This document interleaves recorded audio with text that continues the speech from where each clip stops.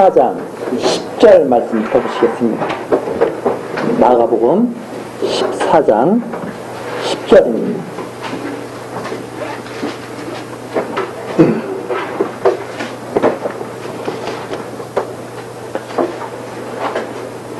열둘 중에 하나인 가룟 유다가 예수를 넘겨주려고 대제사장들에게 가매 저희가 듣고 기뻐하여 돈을 주기로 약속하니 유다가 예수를 어떻게 넘겨줄 기회를 찾더라.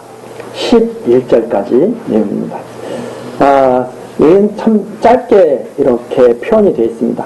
가룟 유다가 대제사장에게 돈을 받고 예수를 넘길 기회를 찾았다. 아주 짧게 이렇게 두 절로 이렇게 되어 있지만 이건 역시 이미 선지자로 하여금 예언케 하신 그 내용이 여기에 나와 있죠. 그게 바로 스가랴서입니다. 스가랴 선지자가 뭐라고 예언했냐면 은 30에 팔리게 될 것이다. 아주 은 30이라고 하는 돈은 사실 사람값으로는 아주 적은 돈이죠.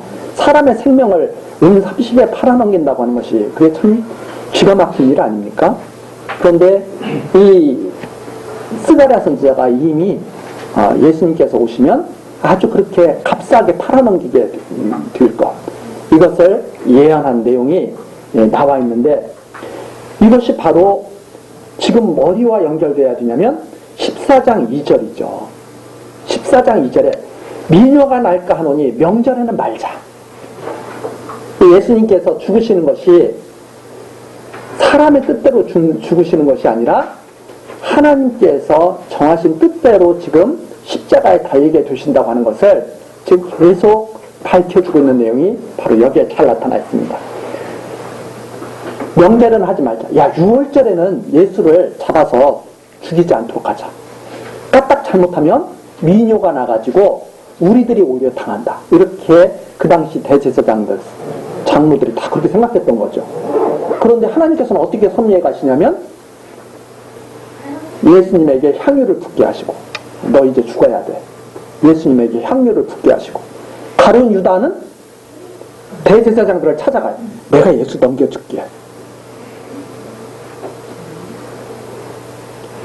아니 자기네들은 안 하려고 그랬는데 할 수 있도록 뭐가 착착 진행이 되고 있잖아요. 이것이 바로 사람들이 착각하는 거죠.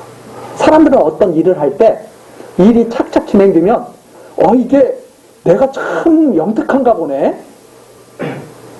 내가 원하는 대로 이렇게 착착 되는 거 보니까 나는 장래를 내다볼 수 있는 난 뭔가 그런 게 있어. 이렇게 착각하는 거죠. 그래서 많은 사람들이 속습니다. 어떤 사람들한테 2020년도에는 지금 2019년도가 끝나니까 이제 2020년도에는 어떻게 될 것인가 하고 막 신문 기사에도 나오고 전문가들이 나와서 어떻게 전망하십니까?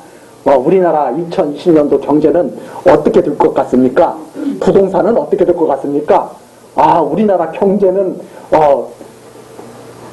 크게 잘할 수 있을까요? 아니면 쇠퇴할까요? 그러면 사람들이 전문가들이 큰 거를 다 댄다. 이러니까 미국은 이렇고 중국은 저렇고 이러니까 우리나라는 경제가 어떻게 될 것이고 앞으로 부동산은 나라에서 정책을 이렇게 세웠으니까 올라갈 것이고 내려갈 것이고 다 거짓말이에요. 아무도 몰라. 그렇게 잘하면 지금 그 사람들이 다 어떻게 살고 있겠어요? 다 잘 되고 살고 있겠죠. 자기가 내일 자기가 어떻게 될지도 모르는 사람들인데 또 근데 그 말을 들으면 우리는 또 거기에 큰일 났네 이래가지고 또 마음이 막 그냥 이러는 거죠. 저도 그래요. 그런데 조금 지나서 이렇게 하나님 말씀을 듣고 이렇게 생각해보면 내가 미쳤지. 왜 그 사람들 말 듣고 내가 마음이 이렇게 불안해. 아니 하나님 말씀을 듣고 마음이 단단해져야지. 왜 자기들 앞가림도 못하는 사람들 말을 듣고 불안해하고 떨고 그러느냐 이 말입니다. 우습지 않아요? 야, 명절에는 절대 하지 말자. 근데 하나님께서는 명절에 하셔야 돼, 안 하셔야 돼요? 하셔야 돼. 명절에 이미 다 예언되어 있다 이 말입니다. 그렇게 하시겠다고. 지금 그 내용이 기록되거든요. 봐라, 이래도 안 믿을래? 이런 말씀이시죠.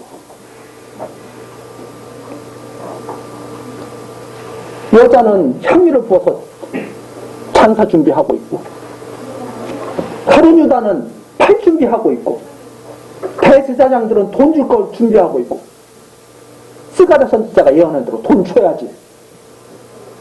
자기들이 주고 싶어서 주는 거예요? 이미 예언되어 있는 대로 주는 거예요? 예언되어 있는 대로 주는 거예요. 그러면 그 돈을 가룟 유다가 받겠느냐?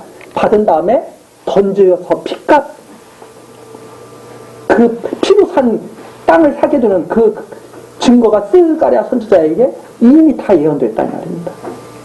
그럼 사람들이 착각하는 거죠. 다 내가 하는 걸로. 이 세상 역사를 인간들이 주관하는 걸로.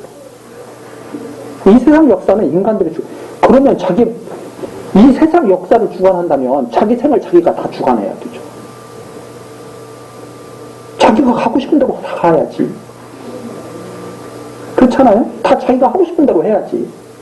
안 된다 이 말입니다. 이 세상에서 살아가면서 우리가 배워야 할 것은 그래서 하나님이 살아계신 것. 아, 하나님 정말 살아계시는구나. 이거 배우는 거죠. 그거 배우기 위해서 우리가 이 세상에 존재하는 거지.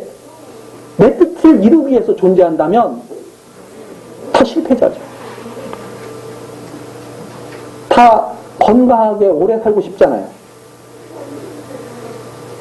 감기 걸리고 싶은 사람 있어요? 나 올 겨울에 감기 3번 걸릴 거야. 그렇게 하고 싶은 사람 있어요? 안 돼요, 그게. 지금 가룟 유다가 예수를 팔아넘기려고 합니다. 그런데 12절, 무교절의 첫날, 곧 유월절 양 잡는 날. 이게 유월절 양 잡는 날이니까 유월절이 시작되는 거죠. 유월절이 시작되면서 무교절이 쭉 연결되는 겁니다. 그래서 무교절 첫날이라고 표현을 하죠. 유월절 양 잡는 날에 제자들이 예수께 여짜오되 우리가 어디로 가서 선생님으로 유월절을 잡수시게 예비하시기를 원하시나이까? 선생님 어디에서 유월절을 지내셨으면 좋겠습니까? 하고 예수님께 여쭤보죠. 16절 우리 주부에 보면 예수께서 유월절을 원하시고 예비하신 권리. 이 유월절을 사람들이 원했던 게 아니에요. 하나님이 유월절을 원하셨던 거죠. 유월절 이렇게 시작되는 거 아닙니까?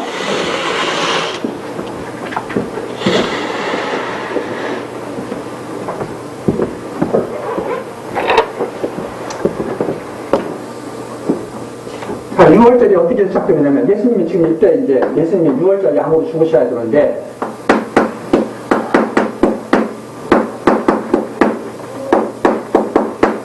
유월절 양으로 예수님이 죽으셔야 되는데 처음부터 이게 예언되어 있다. 성경에. 그래서 처음 창세기에서 아담에게 선악을 알게 하는 나무의 열매를 먹을 때는 내가 반드시 죽으리라. 먹기도 전에 너가 먹을 때 너 저것을 먹으면 반드시 죽으리라 하고 예언되어 있다고 했습니다. 그러면 이 아담이 선악과를 먹는 순간 벌써 무엇을 우리는 확신을 할 수 있냐면 둘째 아담이신 예수께서 반드시 죽으시겠구나.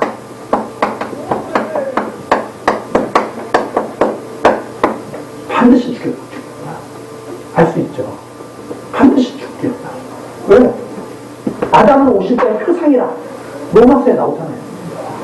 반드시 죽겠구나. 그 다음에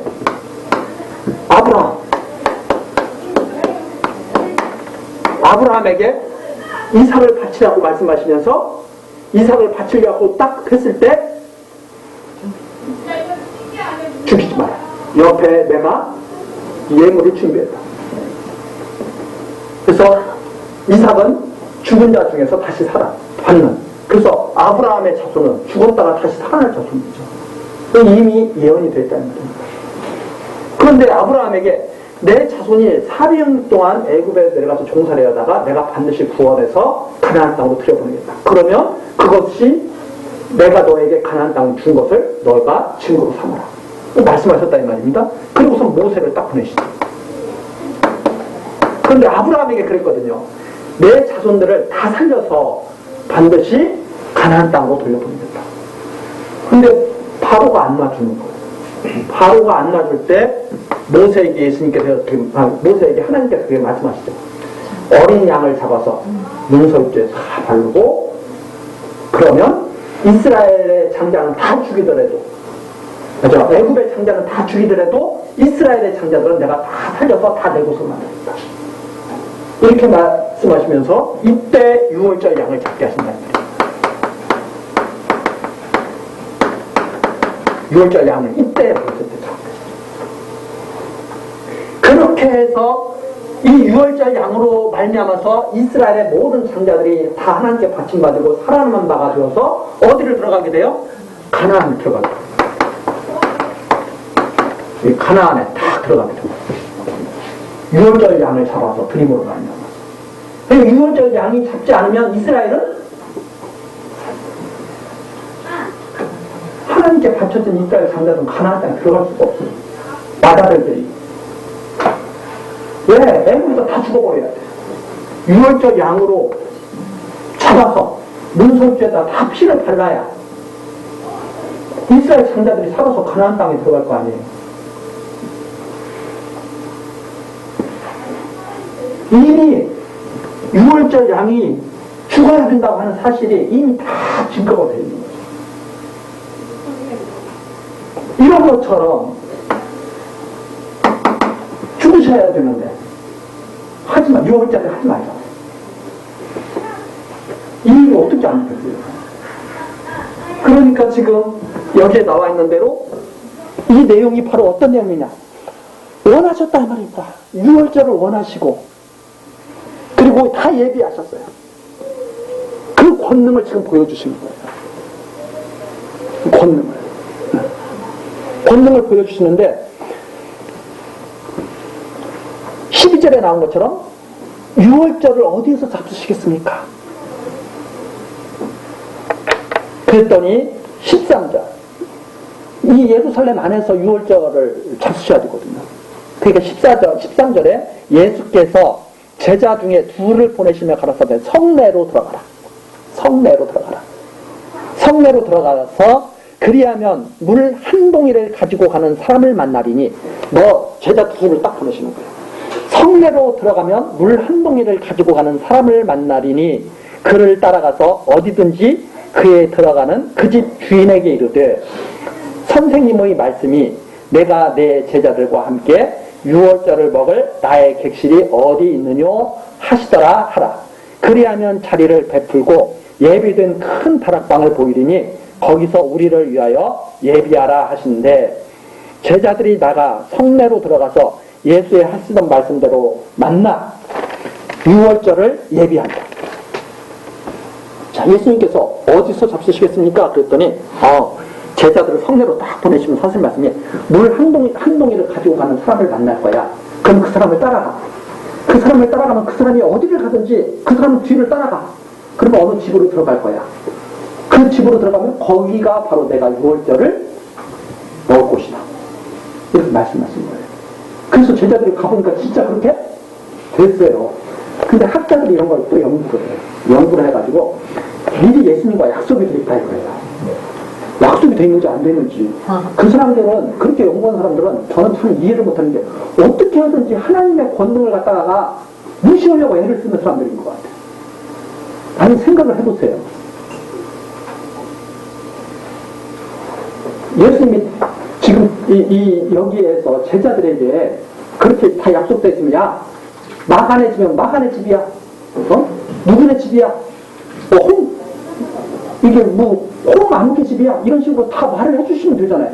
근데 물동이를 갖다가 한 동이를 가지고 두 동이 가지고 가면 어떻게 돼요? 안 되잖아.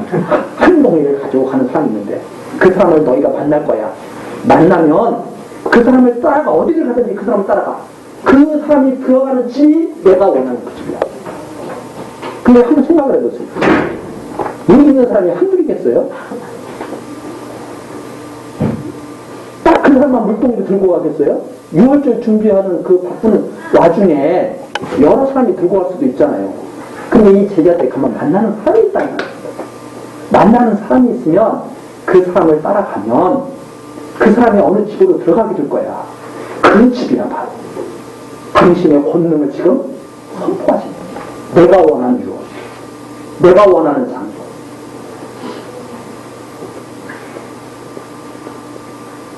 어떻게 그렇게 말할 수 있습니까? 처음부터 아브라함에게 말씀하실 때 아브라함이 이삭의 아내를 구할 때 그렇게 구했다는 얘기입니다. 아브라함이 자기의 종을 이삭을 결혼시켜야 돼요. 이삭은 하나님께로부터 받은 자잖아요. 죽었다가 하나님께 바쳤다가 다시 받은 자예요. 근데 이 아브라함이 나이가 많아지고 100세 때 이삭을 얻었지 않습니까? 근데 이 이삭을 이제 결혼시켜야 돼. 이미 아브라함의 아내 사라는 벌써 세상을 떠나고 이삭의 아내를 구해야 되는데 하나님께서 그렇게 말씀하셨거든요. 아무 이방 사람들하고 결혼시키지 마라. 친족과 결혼을 해야 돼. 그러니까 그것은 바로 그런 걸 예표하는 거죠. 하나님의 언약 백성이 만나야 되는 거죠. 경건한 자녀를 얻어야 되죠. 그러니까 아브라함이 종에게 뭐라고 말하냐면 아무나 이삭의 아내감을 아무나 구해오지 말고 내 친족 중에서 아내감을 구해라. 이렇게 말하거든요. 그랬더니 종이 아브라함한테 물어보는 거예요. 주인이시여, 만일 친족 중에서 이삭의 아내를 구해오지 못하면 어떻게 합니까? 다른 이방 여자라도 데려올까요 말까요? 이러니까 아브라함이 절대 그렇게 하지 말고 그냥 와. 하나님께서 반드시 이삭의 아내를 준비하고 계실 거야. 응? 그렇게. 그랬더니 종이 또 아브라함의 종이 길을 떠나면서 하나님께 기도하잖아요. 하나님 제발 순적하게 좀 이삭의 아내를 만날 수 있게 해주십시오. 그래서 내가 그 친족의 동네에 가게 되면 가서 어떤 여자가 물길로 딱 나왔을 때 아니 그걸 직접 제가 찾아봐요. 창세기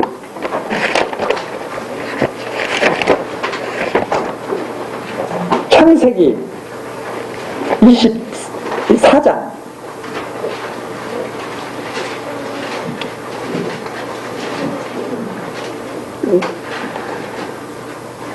창세기 24장 한번 34절부터 한번 쭉 보죠. 24장 34절.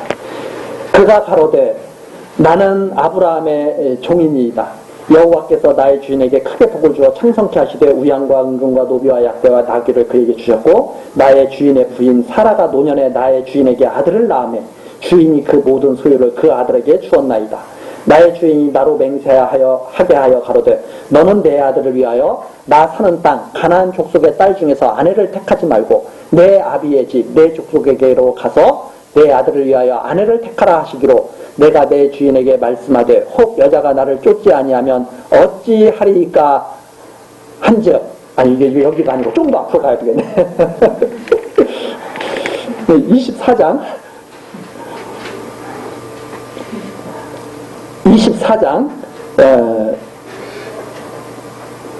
어디에서 보냐면 12절서부터 보죠. 24장 12절. 나중에 시간 나실 때 24장서부터 쭉 읽어보시면 되고 24장 12절. 그가 가로되 우리 주인 아브라함의 하나님 여호와여 원컨대 오늘날 나로 순적히 만나게 하사 나의 주인 아브라함에게 은혜를 베푸시옵소서. 성중 사람의 딸들이 물길러 나오겠사오니 내가 우물 곁에 섰다가 한 소녀에게 이르기를 청컨대 너는 물 항아리를 기울여 나로 마시게 하라 하리니 그의 대답이 마시라 내가 당신의 약대에게도 마시오리라 하면 그는 주께서 주의 종 이삭을 위하여 정하신 자라. 이로 인하여 주께서 나의 주인에게 은혜 베푸심을 내가 알겠나이다. 말을 마치지 못하여서 리브가가 물 항아리를 어깨에 메고 나오니 그는 아브라함의 동생 나홀의 아내 밀가의 아들 부드엘의 소생이라. 그 소녀는 보기에 심히 아리따고 지금까지 남자가 가까이 하지 아니한 처녀더라. 그가 우물에 내려가서 물을 그물 항아리에 채워가지고 올라오는지라. 종이 마주 달려가서 가로되 청컨대 내 물 항아리의 물을 내게 조금 마시오라.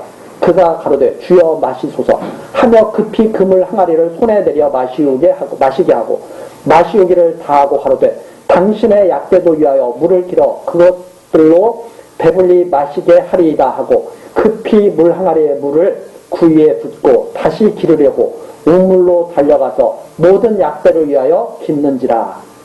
이렇게 해서 만나는 거죠. 자, 이게 우연히 만나는 것 같아요? 꼭 그렇게 돼야 될 것 같아요? 꼭 그렇게 돼야 한다 이 말이에요. 이것이 바로 이런 역사가 예수님이 유월절 잡수실 때 나타나는 역사다 이 말이에요.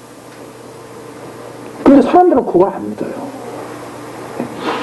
이걸 믿는 사람들이 한번 옆에 있는 이렇게 사람들 보세요. 그 역사 가운데서 지금 이 자리에 있는 사람들.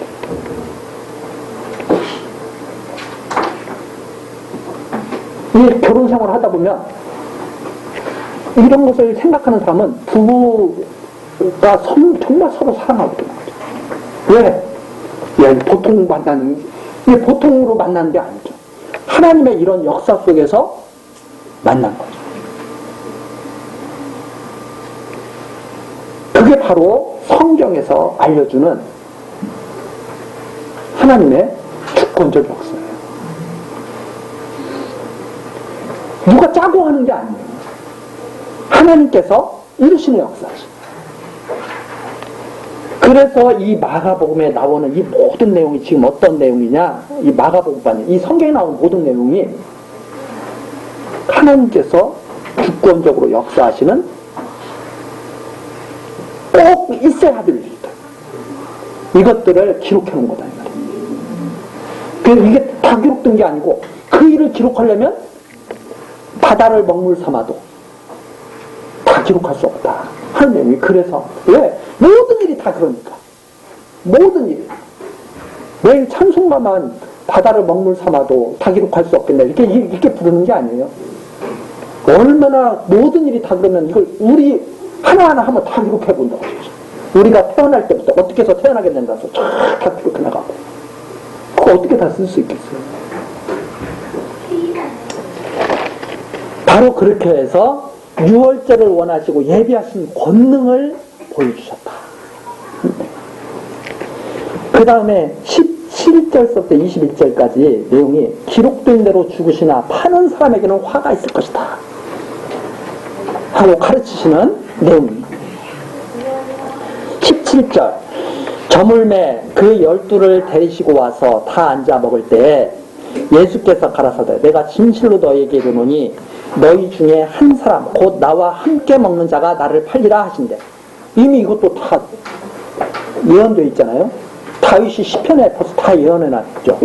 나와 한 상에서 먹는 자가 나를 팔리라 하신대. 저희가 근심하여 하나씩 여짜오되 내니까 이르시되 12 중 하나 곧 나와 함께 그릇에 손을 넣는 자니라. 인자는 자기에 대하여 기록된 대로 가거니와 인자를 파는 사람에게는 화가 있으리로다. 그 사람은 차라리 나지 아니하였다면 제게 좋을 뻔 하였느니라 하신다. 이미 참 성전 되신 그리스도께서 죽으실 것 또 하나 증거가 여기 나오죠. 예수님께서 저 성전을 하라 내가 3일 만에 다시 세우리라. 성전 되신 자신에 대하여 말씀하신 것이다. 그렇죠? 참 성전이시거든요. 예수님께서는 참 성전이시거든요. 성전이 참 성전인 그리스도께서 죽으셨다가 살아날 것을 말씀하신 것이 바로 예루살렘 성전이다 이 말입니다.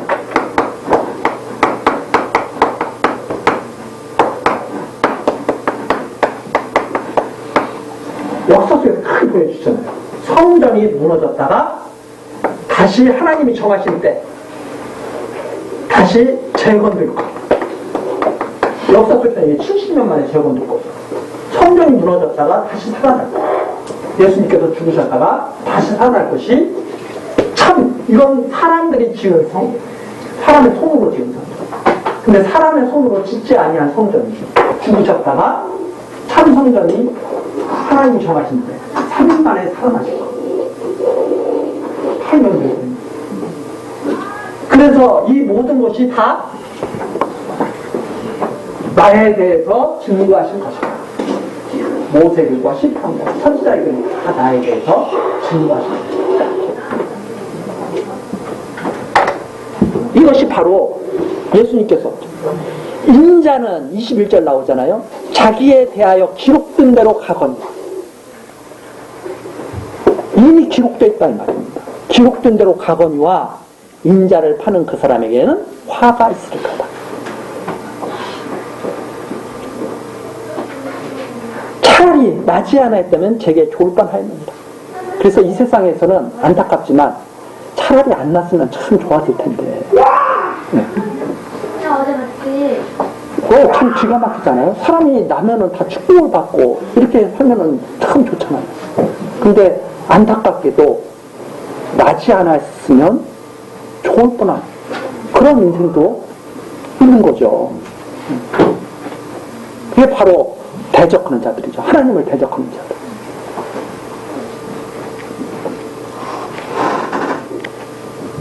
그것이 바로 21절까지 내용입니다. 인자는 기록된 대로 반드시 죽는다. 그러니까 6월달에 죽으셔야 되죠. 근데 아직은 팔렸어요, 안 팔렸어요? 아직 안 팔렸죠. 근데 팔려서 그날 잡히셔야 돼요. 6월절에 잡히셔야 돼요. 그래서 22절입니다. 22절서부터 이제 25절까지는 예수께서 떡과 포도주를 제자들에게 주시면서 가르치시고 언약하시는 내용이죠. 22절 저희가 먹을 때 예수께서 떡을 가지고 축복하시고 떼어 제자들에게 주시며 가라사대 받으라 이것이 내 몸입니다. 6월절에 나누는 그 떡이 바로 예수님의 몸이라는 거예요. 6월절 양을 이 음식을 갖다가 다 이 유대인들이 맨 처음에 모세 때 출애굽할 때 보면 다 떠날 준비를 하고 애굽을 떠날 준비를 하고 양을 먹거든요. 그러니까 이 6월절 양을 먹으면 바로 떠나야 돼요. 애굽을 떠나서 이제 건널 수 없는 강 홍해 바다를 건너서 이제 행진을 해야 돼요. 그래서 급히 먹어야 되거든요. 6월절 양식은 급히 먹어야 돼. 근데 그때 양 잡아서 그걸 먹으면서 했는데 예수님께서 6월절에 음식을 제자들과 같이 나누시면서 떡을 딱 떼서 주면서 이게 바로 내 몸이야. 즉 6월절 양이 당신이다. 내 몸이야. 그리고 그 안에 예수님의 몸을 먹는다는 것은 우리가 이 6월절 양을 먹는 제자들이 예수님의 몸이 예수님의 피 그래서 그리스도의 지체가 된다고 하는 그런 의미가 다 거기에 담겨져 있는 거죠. 살과 피가 돼서 여기에 나온 이것은 많은 사람을 위하여 흘리는 또 그리고 23절 또 잔을 가지고 살해하시고 저희에게 주시니 다 이를 마시매 가라사대 이것은 나의 많은 사람을 위하여 흘리는 바 나의 피 곧 언약이야. 그게 언약되어 있는 피다. 언약피다. 그래서 이제는 구약 시대 때 제사들 했던 짐승의 피를 가지고 제사를 드리는 게 아니라 바로 예수님 이름으로 이제 참 제사가 이루어지게 되는 바로 그런 지금 이 현장이죠. 이게 제자들에게 다 떡을 떼어 나눠주시고 그 다음에 포도주를 주시면서 이것은 내 몸이다. 이것은 나의 피다. 그렇게 말씀하시면서 25절 진실로 너희에게 이르노니 내가 포도나무에서 난 것을 하나님 나라에서 새 것으로 마시는 날까지 이제 이것으로 여기에서 모든 사역을 다 마치시는 겁니다.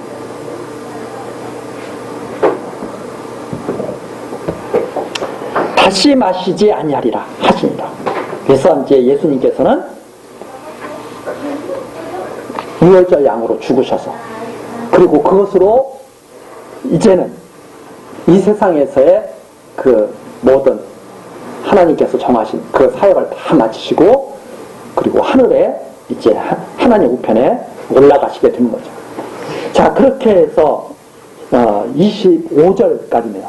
떡과 포도주를 제자들에게 주시면서 그것이 당신의 몸과 피라고 하는 것을 가르치시면서 새 것으로 이제는 마실 때까지는 다시는 마시지 아니라 이렇게 말씀하시면서 6월절 그 만찬이 다 끝나게 되죠.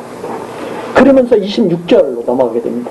이제 기록된 대로 예수님께서 또 말씀해요. 내가 기록된 대로 가는데 너희들도 기록된 대로 나를 다 버릴 것이다. 이렇게 말씀하시는 내용이 이제 나오는 거죠. 자, 26절. 이에 저희가 찬미하고 감람산으로 나가니라. 예수께서 제자들에게 이르시되 너희가 다 나를 버리리라. 이는 기록된 바 내가 목자를 치리니 양들이 흩어지리라 하였느니라. 그 기억이 바로 스가랴 선지자가 또 예언하는 거죠. 그러니까 목자를 치면 양들이 흩어지게 될 것이다. 제자들에게 이게 바로 너희들이 나를 버릴 것을 예언해 놓은 거야. 이렇게 말씀하신 거죠. 한번 생각을 해보세요. 예수님에게 딱 있는데 제자들 식사를 이것은 내 몸이야, 이것은 내 피야 딱 나눠주시고 참여하면서 딱 이제 6월절 유대인들에게는 축제의 날 아닙니까? 애굽의 종살에서 벗어나는 날 아니에요. 이제는 이게 6월절이 끝나면 애굽의 종살에서 벗어나가지고 자유인이 되는 거 아니에요. 참여하면서 하나님의 은혜의 영광을 참여하면서 딱 나가는 거죠. 그 예수님이 딱 그런 거예요. 얘는 나 다 발신하고 버릴 거야. 그러면 분위기가 어떻게 되겠어요? 예수님이 야 내가 조금 이따 죽을 텐데 너희들 끝까지 나를 좀 기억하고 나 지켜줄 거지? 그럼 제자들이 그러면 없어. 어느 날 그럼 분위기가 좋겠어요. 근데 그게 아니라 성경의 예언된 대로 너희들 다 나 버릴 거야. 성경의 예언된 대로 너희들 나 다 버릴 거야. 그러면 아멘 해야 돼요? 아니면은 제자들이 아멘 해요? 아멘 안 해요? 아멘을 안 해. 성경대로 이루어진다는데 아멘을 안 해. 잘못된 성경인데요? 다 그래요.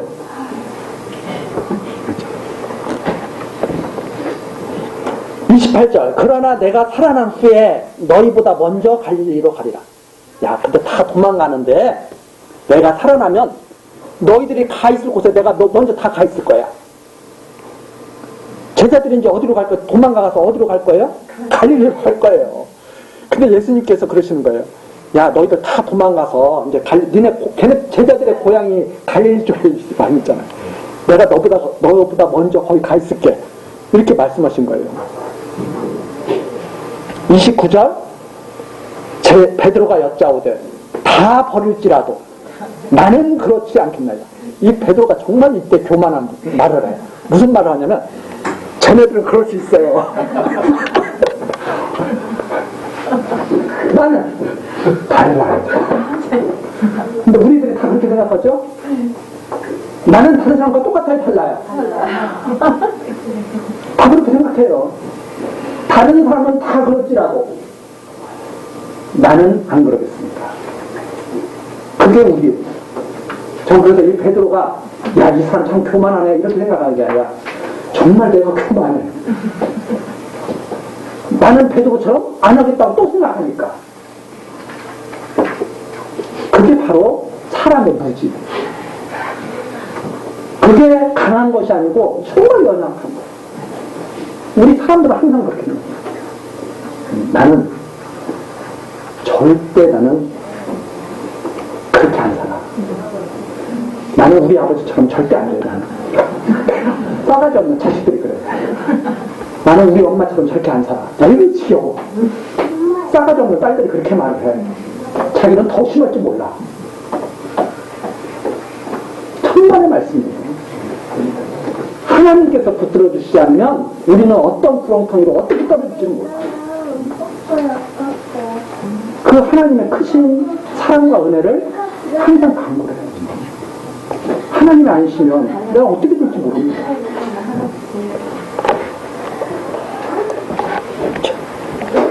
베드로가 여짜오되 다 버릴지라도 나는 그렇지 않겠나이다.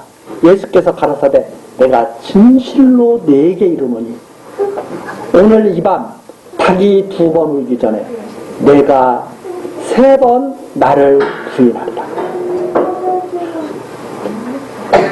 너 닭이 울기 전에 3번 나를 부인하리라.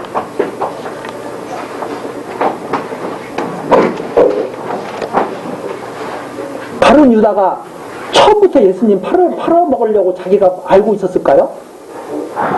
맨 처음에 예수님 쫓아다닐 때는 예수님 쫓아다니면 좋은 일 생길지 몰라 해서 가룟 유다도 쫓았을 거예요.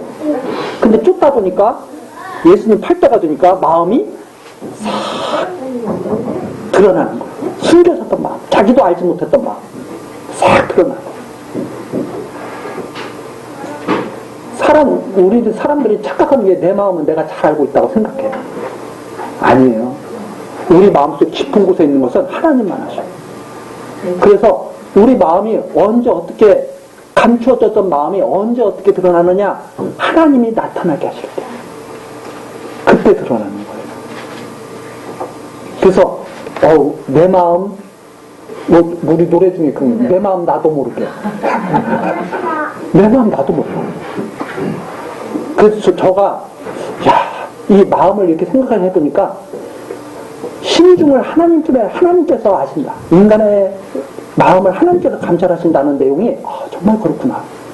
왜냐하면 우리 마음 깊은 곳에 어떤 것이 있는지 아시는 분은 하나님밖에 없어요.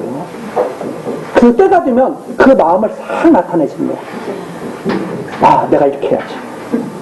그래서 사람에게 결단한 때가 있는데 누가 주시는 거예요? 하나님이 주시는 거예요. 민족에게, 우리 찬송가 나오잖아요. 어느 민족 누구에게나 결단할 때가 있나니. 내가 결단하는 게 아니에요.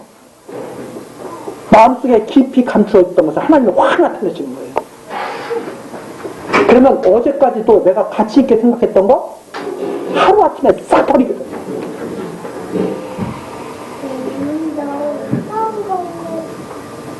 하나님께서 어떤 때를 주시니까 마음속에 감추었던 것을 확 나타내십니다. 그래서 제가 예전에 몇 번 제가 말씀드렸는데, 저 초등학교 다닐 때 구슬치기 진짜 좋아했거든요. 동네 구슬 다 쓸어먹었거든요. 보니까 보따리야, 구슬이 이렇게 보따리. 예전에는 구슬도 정말 예뻤어요. 그래서 흠난 것은 다 버리고 흠나지 않은 거. 지금은 그거 뭐라 그러는지 모르는데, 제가 특별히 잘했던 게 눈깔빼기라. 그래가지고 그래서 팍 키면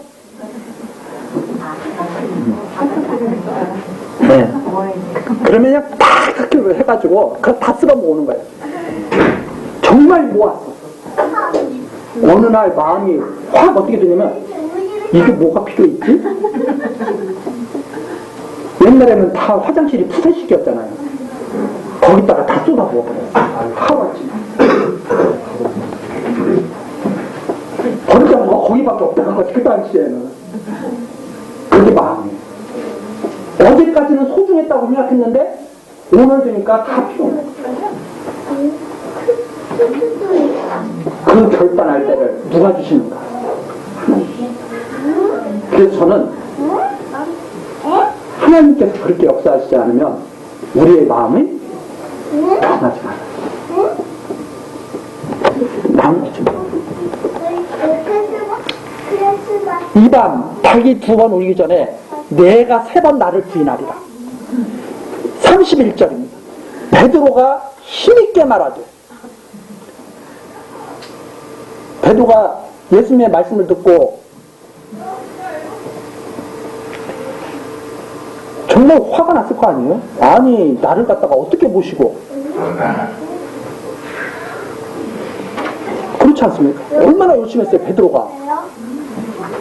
다른 제자들보다 제일 앞장서서 일을 하고.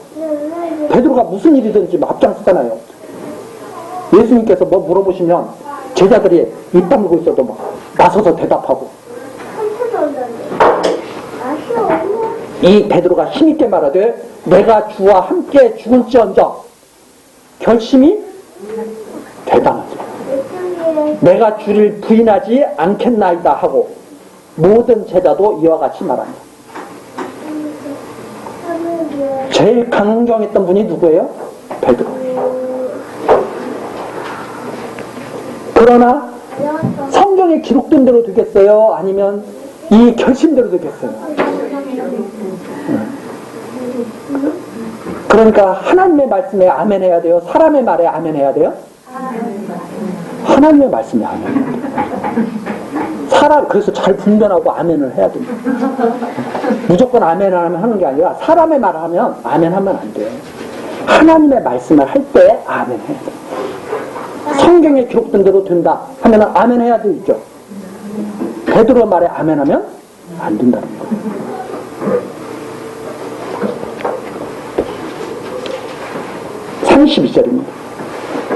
예수께서 하나님께 홀로 기도하시며 제자들의 연약한 것을 보시는 예입니다.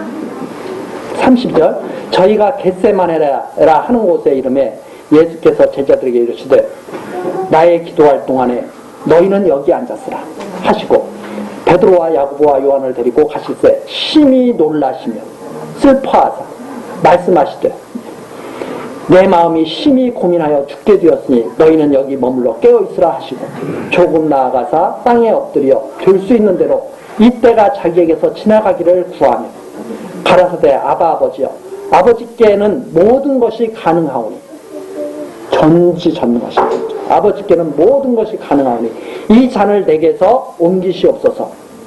그러나 나의 원대로 마옵시고 아버지의 원대로 하옵소서 하시고 이게 바로 육체를 입고 오신 예수님의 인성과 신성이 아주 잘 표현되어 있는 그런 내용이죠. 우리 육신을 입고 있으면 우리는 그렇게 했죠. 아버지 모든 것이 가능하지 않습니까? 이 잔을 내게서 옮기시옵소서. 이 잔은 바로 십자가를 지시는 바로 그 일이죠. 이게 우리 연약한 육체를 가진 우리 인간들의 그 모습을 대변하고 있죠. 아버지 이 잔을 내게서 옮겨주시옵소서. 그러나 아버지의 나의 원대로 마옵시고 아버지의 원대로 하옵소서. 그런데 아버지의 원대로 이루어질 것이 너무나 확실하죠. 이렇게 기도하십니다. 우리가 지금 기도할 때도 이런 마음 아닙니까? 이렇게 이 하나님의 이 말씀을 들으면 우리가 기도할 때 그러겠죠. 하나님, 내가 원하는 것이 이것입니다. 하나님 꼭 이루어 주십시오. 근데 우리 한쪽 마음에서는 어떤 마음이 또 자꾸 나와야 아버지 원대로 주실 겁니다. 이런 마음이 또 나오잖아요. 그게 바로 영의 소욕과 성령의 소욕이 같이 있는 우리들의 그런 모습이기도 하죠. 있습니다. 모든 것이 가능한 하나님 아버지 옮기실 수 있지 않습니까? 그러나 아버지의 원대로 하옵소서. 예수님의 기도죠. 이렇게 기도하시고 37절 돌아오사 제자들의 자는 것을 보시고 근데 돌아와 보니까 제자들은 자고 있습니다. 베드로에게 말씀하시되 시몬아 자느냐 내가 1시 동안도 깨어있을 수 없더냐. 자, 여기서 지금 무엇을 보여주고 있습니까? 하나님의 이 일을 이루시는데 인간이 아무런 그 역할을 하지 않는 거죠. 그래서 38절 시험에 들지 않게 깨어있어 기도하라. 마음에는 원이로되 육신이 약하도다. 마음과 육신이 함께 할 수가 없는 거예요. 그래서 이 성도들이 항상 무엇이냐면 육신이 약해서 넘어지는 거죠. 우리 성도들이 다 육신이 약해서 넘어지는 거 아닙니까? 39절 다시 나아가 동일한 말씀으로 기도하시고 다시 오사보신즉 저희가 자니 이는 저희 눈이 심히 피곤합니다. 저희가 예수께서 무엇으로 대답할 줄을 알지 못하더라. 예수님께서 하시는 일을 몰라 그러더라고요. 우리들도 지금 어떻게 생각하냐면 이 제자도가 방불해가지고 예수님이 하시는 일을 막 다 알고 있다고 생각해요. 우리 자체가 좀 그래요. 우리도 마찬가지입니다. 이 모습이 우리의 모습이에요. 그래요. 그래서 우리가 빌 것을 제대로 알고 있어요? 모르고 있어요? 우리 몰라요. 성령께서 우리를 위해서 지금도 그래서 간구하신 거죠. 41절입니다. 세 번째 오사 저에게 이르시되 너희 이제는 자고 쉬라. 그만이다. 이제 그만이다라는 것은 다 됐다. 이런 말입니다. 그 제자들이 자고 있는 사이에 예수님께서 모든 일들을 다 이루신 거예요. 그 세 번 완전하게. 그래서 여기에서 나타나는 것이 바로 무엇이냐면 하나님의 동력주의가 나타나요. 동력주의. 이거 신학적 용어로 동력주의라고 합니다. 하나님의 일은 하나님이 홀로 하신다. 사람이 하는 것이 아니다. 그럼 구원을 이루시는 것이 하나님 혼자 하시는 일이에요. 구원을 이루시는 것이 인간이 거기에 뭘 이렇게 기여하는 바가 전혀 없다. 그 모습을 아주 잘 보여주고 있는 것이 바로 십자가의 도를 이루시는데 제자들은 아무것도 못해. 다 장난자. 근데 그때 모든 것을 다 이루시는 분이 누구냐? 그리스도. 다 됐다. 이제는 그만이다. 한 말씀입니다. 다 됐다. 진짜 쉴 일이죠. 그만 쉬라. 이제는 자고 쉬라 하는 것이 뭐냐면 이제는 다 이루어졌단 말입니다. 그 전에는 사실을 같이 기도하기를, 같이 깨어있기를 원하셨죠. 같이 깨어있기를 원하셨지만 무엇을 보신 거예요? 제자들의 연약함을 보신 거예요. 그렇게 피곤하구나 너희들이. 됐다. 하고선 말씀하시면서 때가 왔도다. 보라, 인자가 죄인의 손에 팔려오니라. 일어나라. 함께 가자. 보라, 파는 자가 가까이 왔느니라. 이제는 드디어 6월절 양으로 잡히셔서 죽으셔야 되는 거죠. 그러면 이제 제자들은 어떻게, 그 6월절 양으로 잡히셔서 죽으시면 아브라함의 자손들이 어떻게 돼요? 애굽에서 벗어나게 되는 거죠. 이제는 그 일을 이루신다 이 말입니다. 그런 내용이 바로 여기까지 나와 있습니다. 자, 이제 다음 시간 이제 예수님께서 드디어 6월절 양으로 잡히신 그런 모습부터 우리가 또 같이 살펴보도록 하시겠습니다. 기도하시겠습니다. 우리의 영원한 반석이신 하나님, 오늘 또 우리들을 교회당에 불러 모아주시고 하나님의 말씀을 듣도록 지켜주시니 감사드립니다. 인생들은 참으로 무지하고 연약해서 참으로 악한 습성을 가졌기에 하나님의 말씀, 진리의 빛이 비추지 아니하며 자기들 자신이 부패한 삶을 살고 있는 줄도 모릅니다. 하나님, 그러나 이 시간에 우리들에게 그리스도의 복음을 들려주셨으니 우리들의 실체를 바르게 알고 하나님의 은혜를 의지하게 하시고 오직 복된 말씀에 순종하며 살아가도록 지켜주옵소서. 인생의 참된 가치가 무엇인지 깨닫게 하시고 우리들의 사는 날 동안 평안함과 기쁨과 자유가 있게 하옵소서. 예수 그리스도의 이름으로 기도드리옵나이다. 아멘.